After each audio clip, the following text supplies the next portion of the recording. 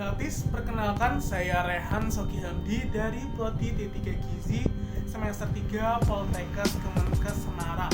Di sini saya akan sedikit mengulik dari mata kuliah mikrobiologi pangan mengenai analisa kuantitatif metode TPC pada bahan makanan. Di sini saya mengambil contoh berdasarkan jurnal yang berjudul Analisis Total Plate Count atau TPC Mikroba pada ikan asin kakap di Kota Sorong, Papua Barat. Sebelumnya, produk ikan asin di Indonesia termasuk produk yang diminati oleh masyarakat Indonesia sebab memiliki cita rasa yang khas dan tahan lama. Ikan memiliki kandungan protein cukup tinggi yang dimana kandungan asam-asam aminonya berkisar antara 1 hingga 29%. Sebagaimana tubuh manusia sendiri memerlukan banyak protein-protein tersebut. Salah satu produk perikanan yang beredar di Kota Sorong sendiri dan diminati oleh masyarakat ialah ikan asin yang telah dikeringkan. Di antaranya ada ikan asin kakap. Mengingat hal tersebut, maka produk pangan dalam hal ini ikan kakap harus aman untuk dikonsumsi oleh konsumen agar terhindar dari pengawet, bahan kimia yang tidak dianjurkan seperti formalin, boraks, serta jumlah mikroba pada produk pangan tersebut tidak melebihi batas maksimumnya Standar Nasional Indonesia atau biasa disebut SNI. Kerusakan ikan secara mikrobiologi disebabkan oleh cemaran mikroba atau mikroba pembusuk. Terdapat dua kelompok mikroba yang mampu hidup dan merusak produk ikan asin, yakni ada kelompok mikroba heterotoleran dan mikroba halofilik. Pertumbuhan kelompok mikroba heterotoleran merupakan mikroba yang mampu hidup pada media yang mengandung garam walaupun pertumbuhannya tidak memerlukan garam tersebut. Tetapi untuk mikroba halofilik sangat bergantung pada konsentrasi garam. Beberapa jenis mikroba yang dapat menyebabkan kerusakan ikan asin di Indonesia seperti ada Halomonas sp, Staphylococcus psilosus, Halobacterium salinarum, ada Halococcus morguae, Planococcus halopilus, dan juga Staphylococcus sp. Beberapa jenis mikroba yang ditemukan pada ikan asin telah dilaporkan, diantaranya ada Staphylococcus aureus, kelompok coliform, dan juga Clostridium spp. Selain itu juga didapatkan banyak Escherichia coli, Fecal Streptococcus, Staphylococcus aureus, Salmonella, Vibrio parahemolyticus, Bacillus cereus, dan Pseudomonas spp. Di mana berdasarkan penelitian menyatakan bahwa pada ikan tenggiri asal Kabupaten Sarmi, Papua telah terkontaminasi oleh cemaran mikroba pada pengenceran 10 pangkat min 5, di mana total angka lempeng mikroba ditemukan berkisar antara 24,5 hingga 49,5, di mana jumlah koloni mikroba tersebut pada setiap gramnya melewati batas maksimum standar Indonesia atau biasa disebut SNI. Berdasarkan kajian penelitian sebelumnya bahwa informasi kelayakan produk ikan asin di Kota Sorong sendiri dinyatakan masih minim atau belum terdapat mengenai informasi tersebut, khususnya jenis ikan asin kakap itu sendiri. Maka tujuan penelitian ini adalah untuk menganalisis total plate count atau TPC mikroba pada ikan asin kakap di Kota Sorong sehingga dapat dijadikan sebagai referensi tentang layak atau tidaknya mengkonsumsi sebagian produk ikan asin yang tersebar di Kota Sorong. Untuk bahan dan metodenya sendiri, yang pertama yang berdasarkan data untuk tempat dan waktu penelitian, ada tempat penelitian dilakukan di Laboratorium Biologi FMIPA UMM pada bulan Februari hingga April 2018. Jenis sampel merupakan ikan asin kakap batu atau biasa disebut Janus vivanus yang telah dikeringkan. Kemudian untuk antaranya ada tahapan pengumpulan sampel, yaitu sampel ikan asin kakap dengan jenis kakap batu tersebut diambil secara random di 3 titik pada pasar Kota Sorong dan diberi kode sampel LG, sampel KS, dan juga sampel KB, kemudian dimasukkan ke dalam plastik putih. Kemudian yang kedua ada tahapan pembuatan media, di mana pembuatan media nutrien agar dibuat sebanyak 39 gram dalam 1000 ml Aquades, kemudian disterilisasi dengan menggunakan autoclave suhu 121 derajat Celcius selama 15 menit. Kemudian ada tahapan pengenceran. Nah, untuk tahapan pengenceran sendiri, sampel ikan asin kakap batu masing-masing ditimbang sebanyak 1 gram.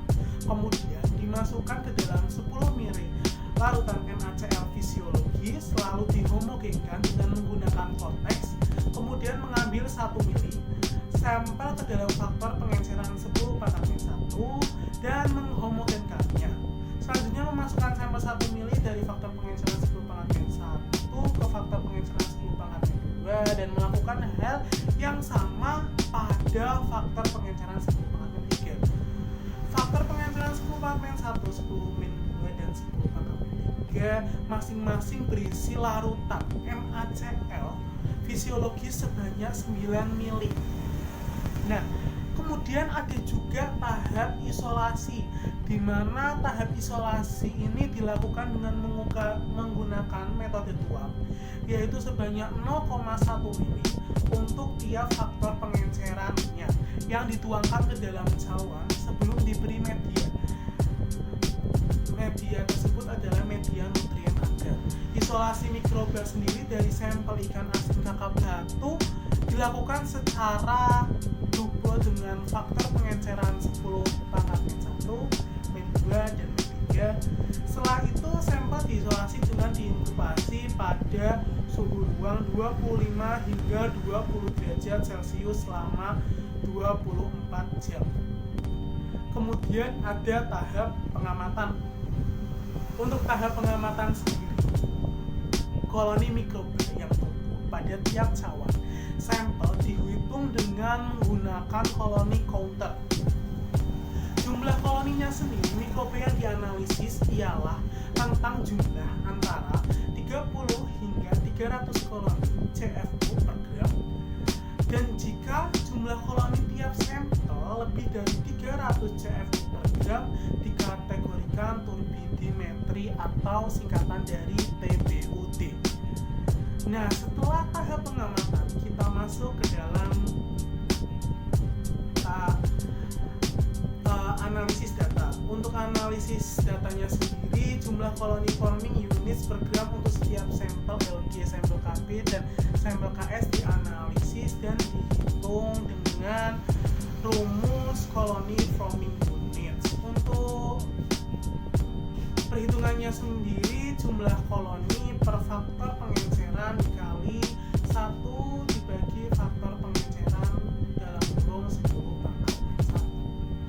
Nah, kemudian untuk hasil dan pembahasannya sendiri, faktor pengenceran 10⁻⁻1 dan M3 tidak dilakukan analisis data sebab jumlah koloni tiap sampel melebihi batas ambang maksimum standar perhitungan analisis total plate count, yang mana batas maksimumnya ialah 300 CFU per gram. Sedangkan faktor pengenceran 10⁻⁻6 jumlah koloni tiap sampel tidak mencapai batas minimum, yang mana batas minimumnya ialah 30 CFU per gram.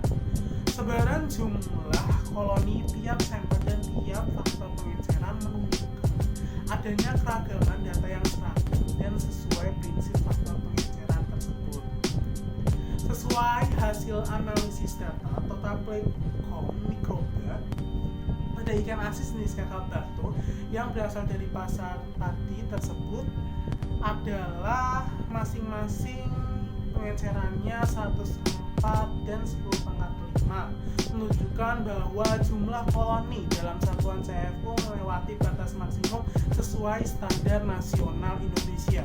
Batas maksimum angka lempeng total atau total produksi mikroba pada ikan dan produk perikanan termasuk moluska dan sebagainya yang dikeringkan dengan atau tanpa garam maksimum 1 kali 105 CFU per gram pada suhu 30 derajat Celcius dalam kurung waktu 72 jam tersebut. Prinsip pengawetan ikan dengan teknik penggunaan garam dan pengeringan bertujuan mengurangi mikroba pada ikan asin tersebut. Namun hasil awetan dengan teknik penggaraman dan pengeringan juga dapat tercemari mikroba sehingga jumlah koloninya melewati batas maksimum standar nasional Indonesia. Penyebab cemaran mikroba pada bahan pangan dapat disebabkan karena jumlah mikroba pada ikan mempengaruhi jumlah mikroba selanjutnya sehingga akan meningkatkan jumlah cemaran mikroba pada produk hasil peringatan.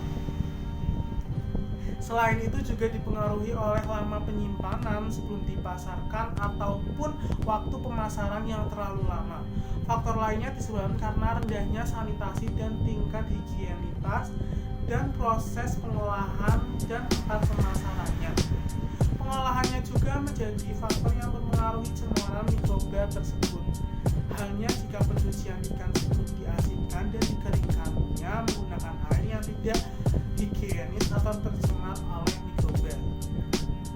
Cemaran mikroba pada produk hasil perikanan seperti ikan asin juga dapat berasal dari berbagai sumber, misalnya debu dan proses pengolahan berlangsung dari saluran pernafasan manusia maupun hewan dan tempat penyimpanannya.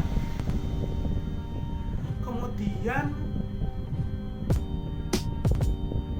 dari sampel tersebut memiliki jumlah koloni yang dapat dilihat dari kondisi tersebut, maka dikategorikan sebagai kondisi yang higienisnya sangat rendah.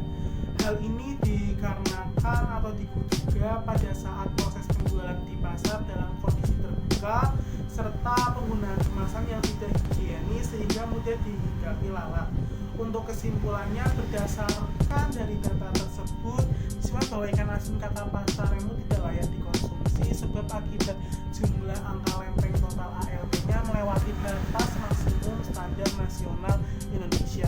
Hal ini perlu diatasi salah satunya dengan cara meningkatkan sanitasi, higien lingkungan pengolahan, serta lama penyimpanan ikan asin perlu dievaluasi. Melalui adanya penelitian ini, maka perlu lebih lanjut dilakukan eksplorasi serta analisis cemaran mikroba, kimia, dan fisik pada seluruh produk hasil perikanan, khususnya di kota Solo tersebut. Mungkin yang bisa saya sampaikan itu, apabila kurang jelas nanti saya melampirkan untuk jurnalnya dan bisa disimak kembali. Terima kasih. Wassalamualaikum warahmatullahi wabarakatuh.